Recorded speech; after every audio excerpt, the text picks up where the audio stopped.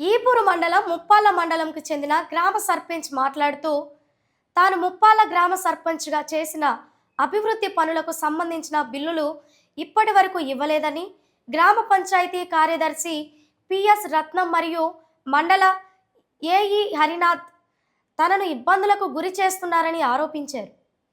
ఈ విషయంపై న్యాయం చేయాలని కోరుతూ ప్రజా పరిష్కార వేదికలో జిల్లా కలెక్టర్ శుక్లాకు అర్జీ సమర్పించినట్లు తెలిపారు.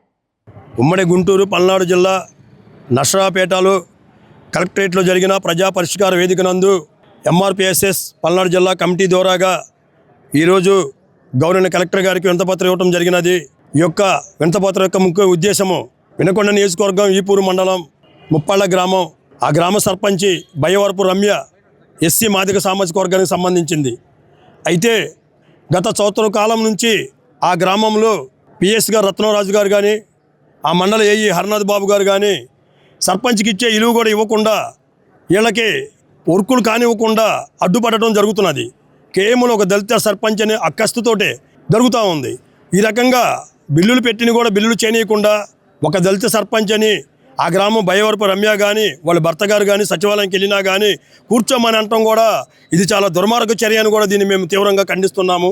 సంవత్సరము మనకి స్వతంత్రం వచ్చి 77 సంవత్సరం మొన్ననే మనం చేసుకుంది.